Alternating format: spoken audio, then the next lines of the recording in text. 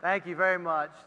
Johnny Mack, that guy is a hype man, for real. You know, if I could have him introduce me for everything, all my meetings, I would be a world of success greater than I am today. This guy is fantastic, as evidenced by the fact that he almost makes me look good. So, my friend Johnny, thank you so much. You know, Rob Kirkwood, a friend and colleague, asked me to do this, and when he did, he didn't give a whole lot of instruction. So he said, basically, you have free reign to talk about whatever you want to talk about. So as I thought about it, I thought I'd do kind of a how, a who, a how, and a why story. And at the end of the day, if you don't like what I've said, you guys can complain to Rob about it. So we'll start with the who. And I guess Johnny did a great job introducing me. As he said, I'm actually from Oconee County, so just about 30 minutes from here. Came to the University of Georgia and just absolutely fell in love with Athens. And other than a few short stints away, I've spent the entirety of my life living in this community. So frankly, for me, I'm both honored and humbled to be here with all of you, Athens business leaders and entrepreneurs and aspiring entrepreneurs. Talk a little bit about, assuming this works. Yeah, there we go. The who of Landmark. So we started Landmark in I need to go back there. Started Landmark in 2004. We're a vertically integrated developer, owner, and manager of student housing real estate throughout the country. We've got over 800 employees, and that's all across the country in our various business lines, from development to the two construction teams, operations teams, acquisition teams, and all that scattered all around the U.S., 200 of which are right here in Athens, Georgia. In our corporate office, the Mark, just down the way, or I guess pre-COVID they were in our corporate office. Now we're probably 20%, 30%, but looking forward to the day when we can all get back. We are the most active developer and builder in student housing in the country. So that's on a per volume basis. When you think about all of the college towns throughout the country, all of the real estate that is comprised and the apartments that are in these various communities, we do more construction and development than any other company in the country. And to date, we've invested or developed 69 projects. And so those projects are representing $5.7 billion in cost, which required about $2.3 billion in equity. We got that through various sources, equity partners. So as we sit here today, turn that one off. Perfect. Even better. So as we sit here today, we've got $6 billion of assets under management, which is what J. Mack referenced there. And that's comprised in over 42,000 beds in college communities around the country that we're still managing and building. I mentioned we're the leader, and the accolade there came from our industry publication, Student Housing Business, which is our bellwether publication. For the last, I guess since 2015, 5 consecutive years, we've been the largest developer by volume. The last 4 years, the largest contractor or builder by volume, and top 25 owner, top 25 manager, and a host of other accolades from best marketing, best mixed-use development, architectural and design. So candidly, for me, as a guy that came from Watkinsville, Georgia, went to the University of Georgia and started business here in Athens, to be the largest in any industry is a real amazing and exciting thing, and our team deserves all the credit for that. So now I'll kick a little bit about the how. How did we get to this point? And I mentioned we started in 2004. I love this picture because it's the early 2000s pleated pant. Johnny, I know you're shaking your head back there. The early 2000s pleated pant, and my business partner, Wes, and our second hire, Katie Wood. What's neat is Katie started as a student intern with us, and she's 16 years later, she's still with us in a VP level. And that's really one of the things I think I'm most proud of with our organization and the run we've had. We've had so many people that started off either as student interns or CAs, we call them, community ambassadors, and they've worked their way up to managerial roles. Katie's a VP, her sister's a VP, and we have a host of other stories like that. And it's just interesting to see how, frankly, Wes and I grew up with this business, and as have many of our team members. The person holding this camera, who was our first hire, Sheila Colvin, is still with us today as well. So started there on Millage in that old house, catty corner to the varsity, and have come a pretty good long ways on an interesting journey. But I'll even step back from '04. How did I get into real estate and into this space? And I assume many of you attended the University of Georgia. And if you're like me, you probably spent a little time at the bars downtown. So in order to pay for my bar tab and fraternity dues in college, I had to find a way to make some money. So my junior year, I went and got a real estate license and started working at Caldwell Banker with my good friend Charlie Upchurch, and did that through the latter 2 years of my college career. I'd go around to the various fraternities and sororities, and I'd stand up and I'd make a pitch about, hey, if your parents want to invest in a condo or a house, you want to own some real estate in Athens, give me a call.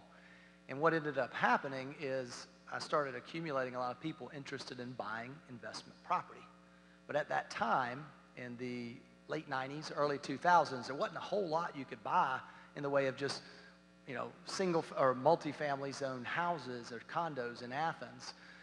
So I came up with a plan, and I found 5 acres across MLK in an area that at the time was not perceived to be a great spot. And I laid out a plan to build 20 houses. I partnered with my buddy at the time, John Haddon, and we basically came up with this plan, went to 5 different banks. I think I was 22, John was maybe 25, and between the two of us, we had about 50 grand, and we were trying to borrow $3 million.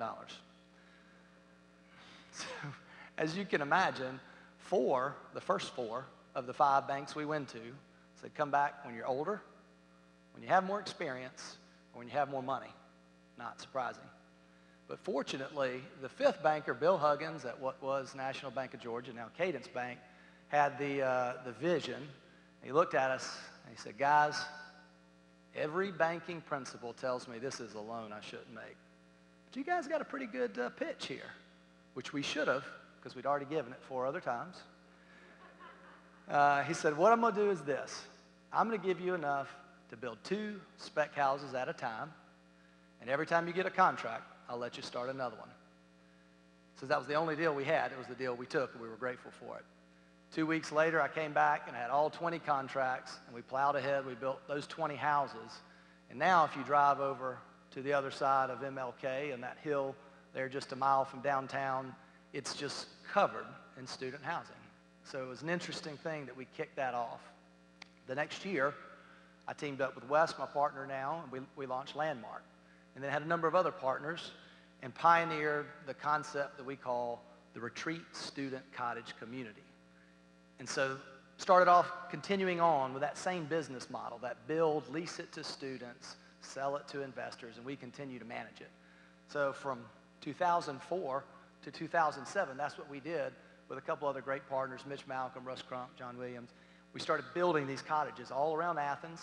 We hopped over to Columbia, South Carolina with that exact same model.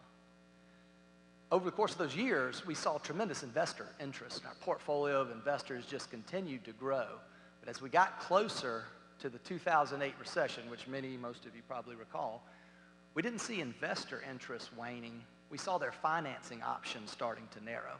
So fortunately, in 2007, right before the worst of it hit, we made the decision to stop selling them and basically build them, own them, and operate them. So we hopped over, continuing in the SEC theme. We went to Tuscaloosa, Alabama.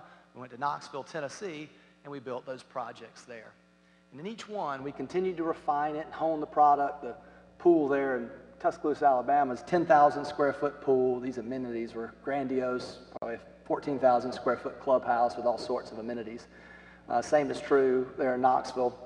And we took that concept and started to build it all across the U.S., the retreat student cottage concept.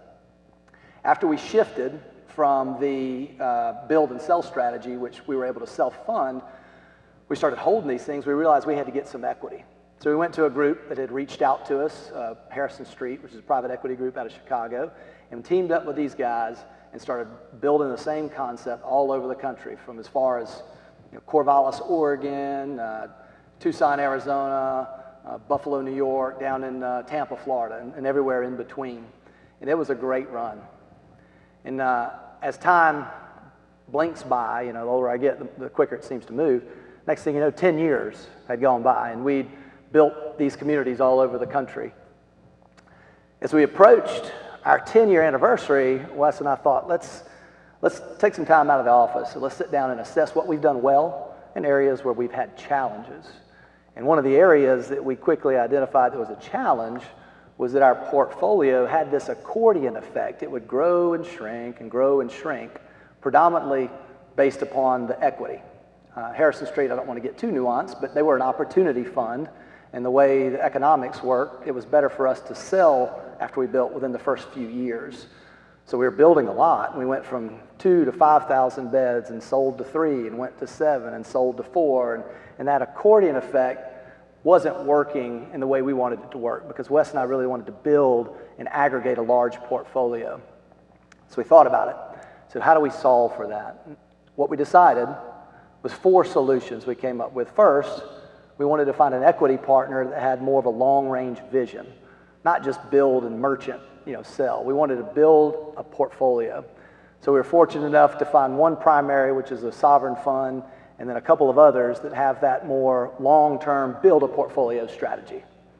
The second thing, with these cottage deals, you need about 15 to 20 plus acres. And as you can imagine, finding that much acreage, within a mile or so of a major university is really difficult. So we found quite a bit, but not enough to satisfy our need for growth. And what we were seeing a lot more 1, 2, 3, or 4 acre sites. I think about this, and it's really fortuitous that we started this retreat brand in Athens and repped it out all over the country. And as fortune would have it, we came right back to Athens and started a new concept called the Standard, which is our urban concept, and it's just down the way here. Again, beautiful amenities, rooftop pool, all sorts of just high-end amenities that these college kids love now. That was a concept that was successful here, and so we took that, and we've now replicated it all throughout the country. We're currently building one in Seattle. We've got one down in Miami, Florida. We've got one in Berkeley, California, New Brunswick, New Jersey. And so doing just what we did with the retreat cottage low-density concept, but taking this urban concept and replicating it at campuses throughout the country. It just created a really exciting journey. So that was the second way we chose to grow. And then the third way, we launched a third-party management platform. So we already had our expertise in running these things. And what we found, there were a lot of other developers or other real estate owners, institutional real estate owners, that had this real estate but didn't know how to operate it. And we did. So we partnered with them, and about 1/3 of our portfolio is owned by other parties that we manage third-party for. And then the fourth item, which we began last year, I call it kind of the fourth leg of our growth table, was acquisitions. So last year, we started buying apartment communities that others had built and developed. We bought about $500 million worth of apartments last year, and this year we're on track to do the same. So through those 4 methods, we took what was a really interesting growth story and amplified it, and it kind of started to hockey stick. Let's see here. There we go. That's Gainesville, Florida. One we did down there directly across from the University of Florida. It would be as if we were building where Starbucks is, but just across from their business school. This one's in Austin, Texas. It's the University of Texas, 2,000 beds, so massive community. I never thought we would have built 2,000 bed communities. I mean, it's a small town. So that's been just a really exciting run there. So kind of again, starting in Athens, Georgia, Tuscaloosa, Alabama, and Columbia, and in the last number of years, we've really spiked up. And you can see here on the graph, the dark bars there are our employee, our team growth. As you see, 16, 17, 18, 19, we've really ramped up. And then that trend line is dollars of construction and development. So really starting in 2018, I think we did about 1.2 billion of construction starts. Last year, we did about 1.6 billion in construction starts. And even despite COVID, we're going to probably do 1.6, 1.7 this year, which if you'd have told me in March or April we were going to do, the world froze and everything was stalled. but thankfully things stalled out a bit, and we've continued to see that growth, and deals have closed. And this is an interesting little map. It just kind of showcases where we are in the country. We call it the smile. So really a lot on the eastern seaboard, down through Texas, Arizona, and up the west coast, kind of the smile of the U.S. So that's the who and how. And as I thought about what we are doing here today, I thought about the why. Why do you even care? So I really wanted to think about concepts that have been beneficial to me and our journey and our growth that apply to all industries. The recipe, I think, for success is pretty complex. And of course, every industry has its own nuance, but there are certain and a few kind of universal truths that I believe apply no matter what your industry is. So number one, you have to commit to a relentless drive towards improvement. And I mean each and every single day. You cannot rest on your laurels. It doesn't matter what business you're in. The day that you think that you are God's gift to whatever industry you're in, that you've reached the top of that mountain, is precisely the day that you become complacent. You start to rest on your laurels, and all your competitors zoom by. And you've seen it. I mean, you look over the history of all businesses. There's been some that have been huge businesses, Kodak, and some others that were massive, but for whatever reason, in the end, they failed, and that's because they got complacent, so you cannot do that.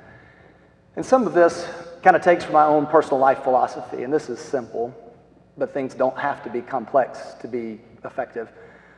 I have a philosophy that each and every day, I want to wake up and I want to be better than I was the day before. It's really simple. And it doesn't have to be leaps and bounds, but just simple things. Like I wake up this morning, maybe I learned something today that I didn't know yesterday.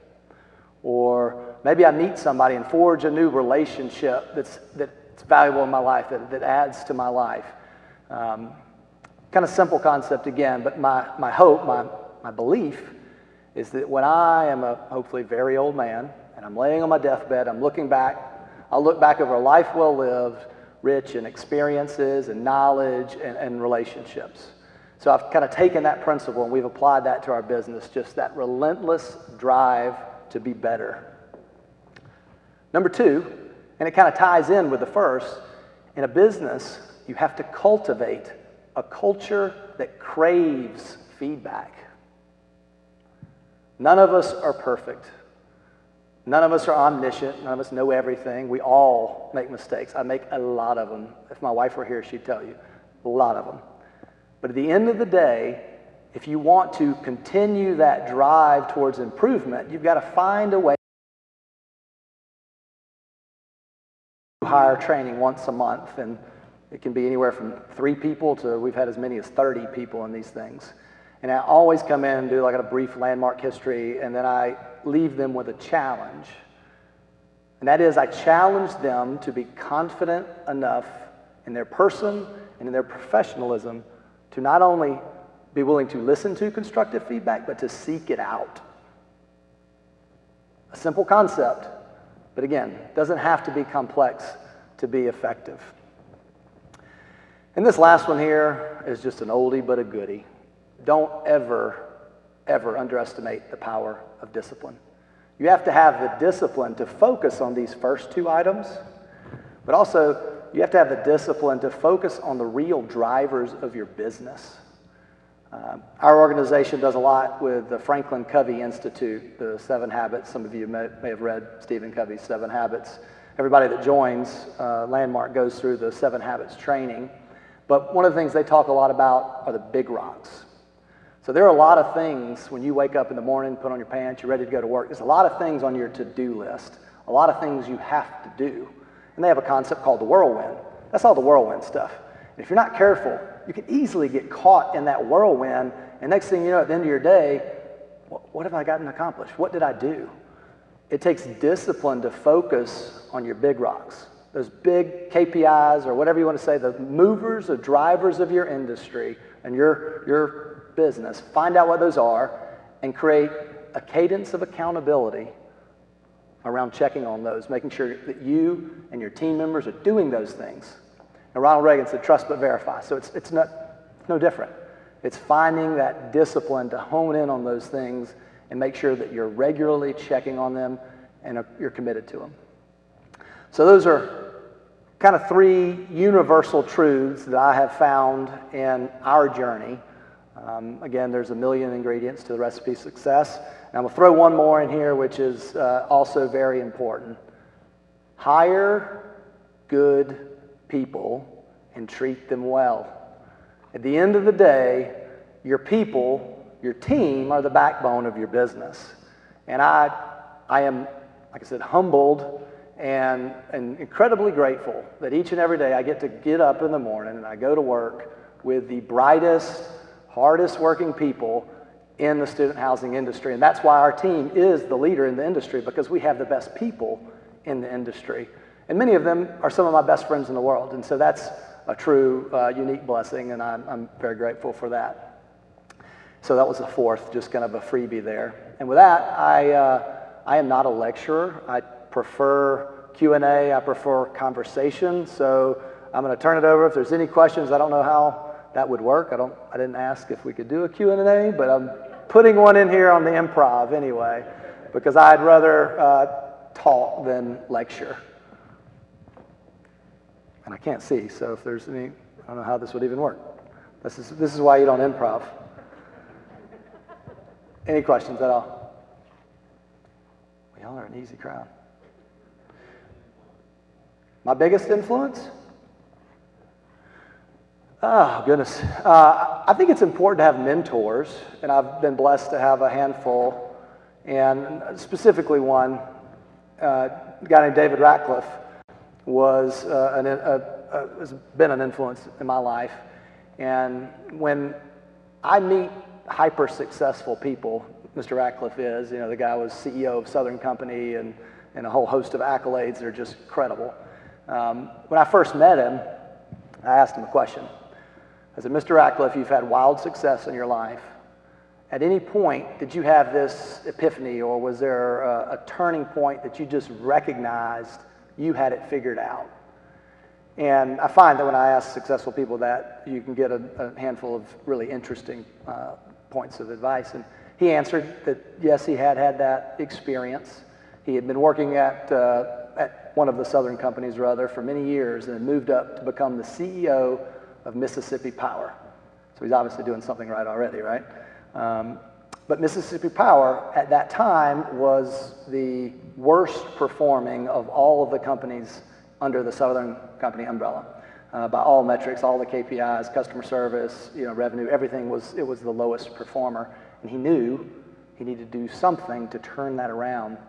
So what he did, he wanted to institute a company-wide initiative, a company-wide program, and he went out and selected Stephen Covey's 7 Habits of Highly Effective People.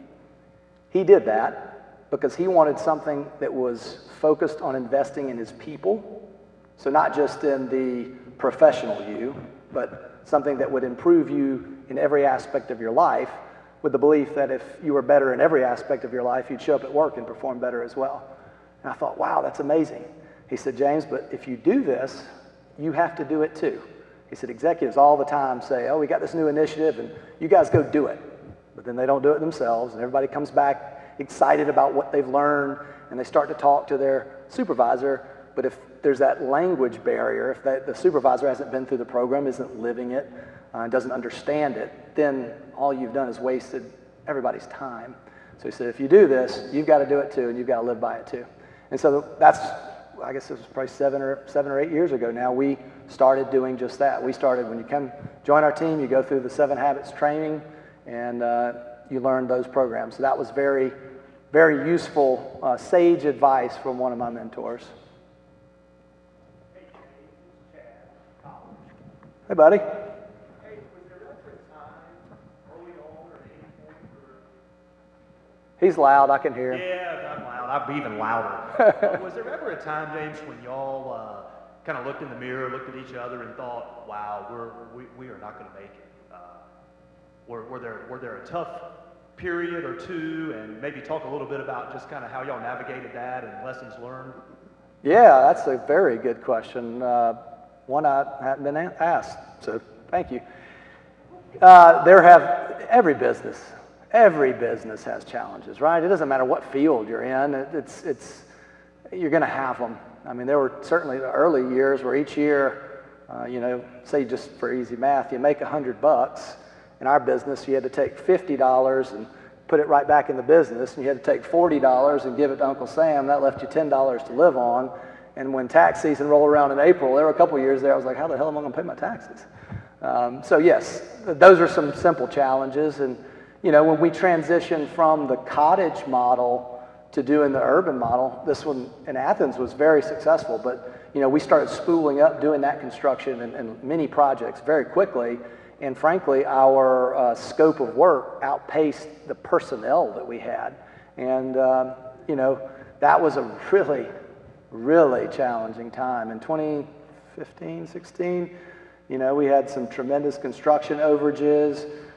But at the end of the day, Chad, the key and you know this from your business, is try to learn from all your mistakes.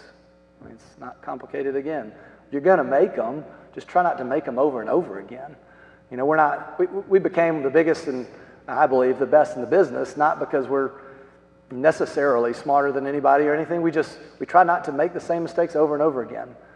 We try to listen to our people, listen to our customers, and just constantly, again, commit to improvement. And if you live that way in every aspect of your business, usually you can overcome those challenges that really every business faces. It's a great question. Anything else?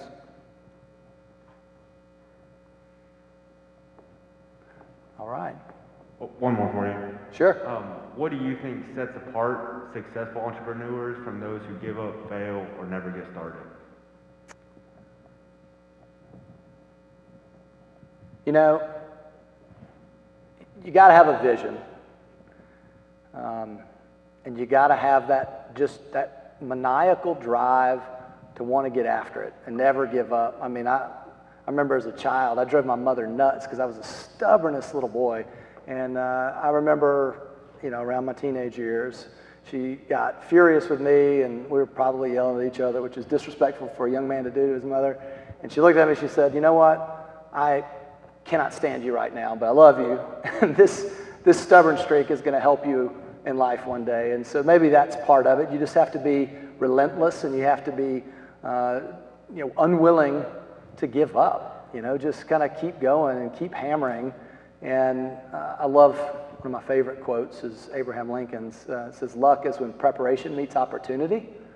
So people are always like, "Oh, you're lucky, you're lucky." And anybody who's successful that didn't say they had some good fortune is telling you a lie. I mean, you got to have some breaks along the way because, luck is when preparation meets opportunity. You got to have the opportunity, but when you have it, you better jump on it and hold on tight with both hands and just don't give up. I mean, that's persistence and perseverance. Those are the keys to success and or key ingredients in anything. James, this is George. I have a question for you. You're talking about the importance of building a good team. What are your steps to finding the right people to work and jive with your system, with your community? Thank you. So George, I once read a Harvard business study that said, doesn't matter what you do or how good you are, 20% of your hires are going to be amazing, 20% are going to be duds, and then you're going to have all those in the middle. I don't know that I entirely agree with that. We were fortunate that very early on, we got a great nucleus of really talented people like Joel Gregory, who's in the JCs here, hired Rob Kirkwood. And what happens when you start to build a solid nucleus for your team, you start to create a gravity where you can bring other talented people on. And goodness, we've had some bad hires too. I mentioned the construction struggle we had. We had a bad hire in the urban deal right out of the gate. But you're going to make mistakes. You just try to, if you realize you've made an incorrect hire, you got to take care of it quickly. And the thing I hate more than anything just about is letting somebody go, but it's part of business. And sometimes that's even better for the person. If they're not the right fit for the role, then it's not you're not doing them justice either, so try to find and match the right skill set with what you're looking for and that role, and try to be as explicit as you can about your expectations so that they know what success looks like for them. Everybody wants to be successful. And if I hire somebody, I try to paint a picture of what that success looks like so that they know what they're shooting at, because they don't have a good target. How are they going to find that success? And if they don't find that success, they feel like there's something missing. They're not satisfied. So I don't think there's any magic to it. You're going to make bad hires. You're going to make good hires. But just try to figure out what you need, describe it as carefully as you can, as clearly as you can, and find somebody with a skill set for that so that they know what success looks like for them. And then that drives success for all of you. How is COVID-19 going to affect your product design? Excellent question. One of the challenges, I've had this one asked, one of the challenges we have is for our urban projects, the incubation period is so long. So just for example, if I'm planning a deal in Seattle today, students may not live in that deal for 3 years. So we are making some changes. I would say more in the amenities, kind of repurposing some of the amenities.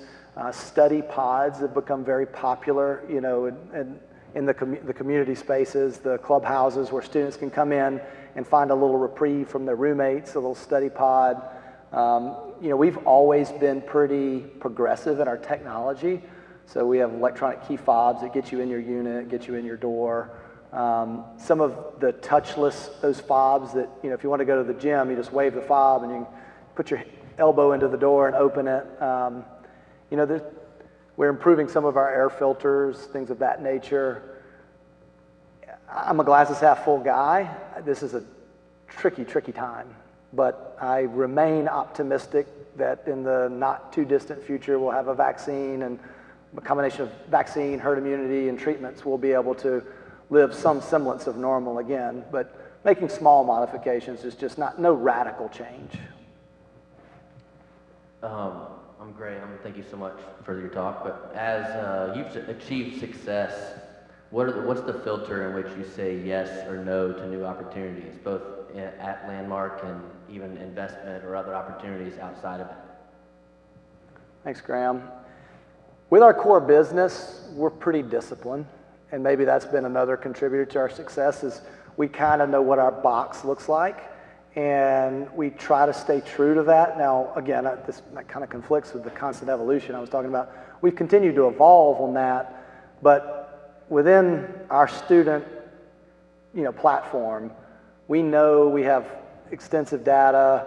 We do a ton of research. Our models are complex Excel spreadsheets, and so we really have a good idea of what deal will work, what economics of a deal will work. I mean, nobody has a crystal ball, but it's a very well-educated guess. So as far as on a deal-to-deal basis, Jason Dornbos, our development team leaders, they really know what they're looking for. Other investments, I do invest in things. I like to invest in people. I'm an investor in one of my best friend's company because more than anything, I knew that he's never going to fail. Doesn't matter what it takes. He's going to drive until he finds success. And I'm an investor in another friend's business, kind of the same type of thing. You got to find somebody with a vision and a passion for it. And if you're going to invest, you're kind of investing in people and their commitment to their own success.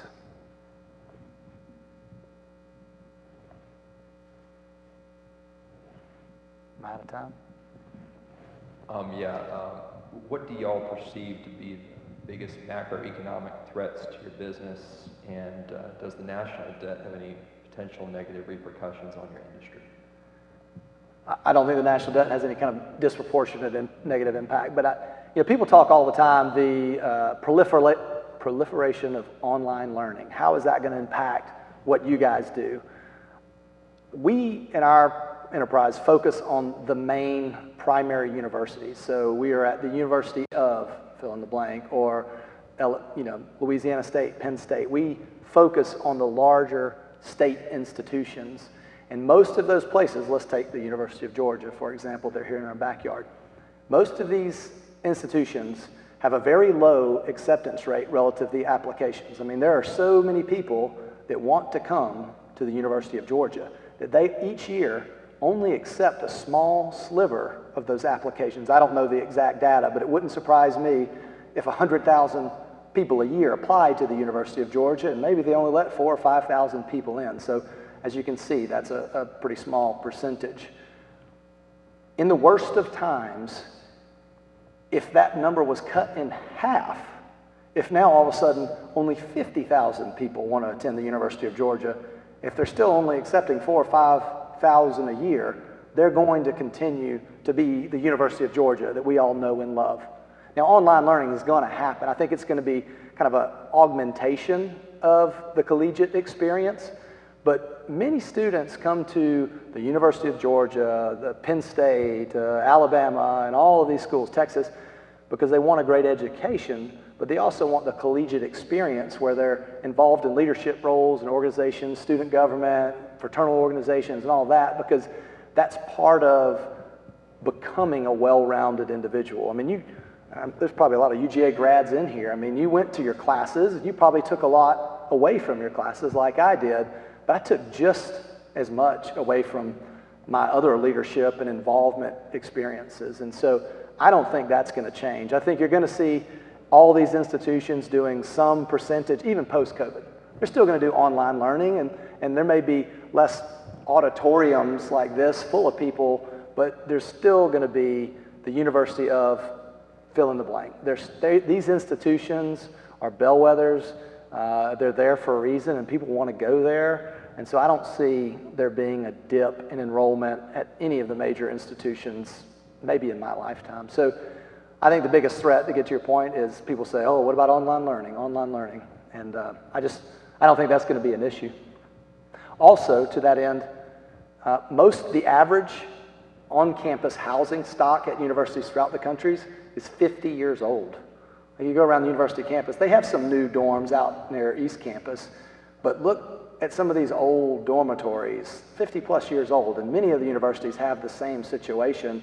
A lot of that stuff, after 50, 60 years, there's just a lifespan of it. And, they're experts in education, not necessarily housing, so I think that you'll see, like the University of Kentucky, privatized all their on-campus housing. They needed more of it. They realized they weren't very good at it, so they outsourced it to a private group. So you may see some of that continue. Could that possibly be another avenue for you? Retrofitting those old facilities? My mother was a social worker, and I remember when I was 15, I thought I was going to play in the NBA. I don't know why I thought that. They said I was going to be 6'5". Those doctors lied. And my buddies started drinking like you do in high school, and I said, I'm not going to drink. I'm going to be an NBA player. That'll take away from my NBA career. And I remember my mom and some friends were leaving to go out, and she's like, I don't want you drinking now. I know your buddies drink. I said, Mom, I don't drink. I'm never going to drink. I'm going to play in the NBA. And she looked at me. She's a social worker, and as a good mother and a social worker would say, son, never say never. So now I almost forgot your question, but what was it? Retrofitting old dorms. On campus. The thing about on-campus space, these universities are, they're big institutions, right? And there's a fair bit of bureaucracy, almost like a government. So any institution on campus is going to do something. It's going to have to go through a pretty extensive RFP process. And in that process, it just really thins the margins. We've looked at things before, and the margins are always so thin, and frankly, we're able to find better returns doing what we do today. So we don't have any immediate plans is the answer, but never say never. I mean, I've had people say, hey, why don't you do senior housing? Well, it doesn't sound like nearly as much fun as college housing, but again, never say never, right? Good question. Did my time run up? Anything else? Well, thank you guys. I really appreciate your attention. This has been fun, and I'm excited to see what you guys learn of this, and you guys go out and conquer your businesses, conquer the world, and wish you much success.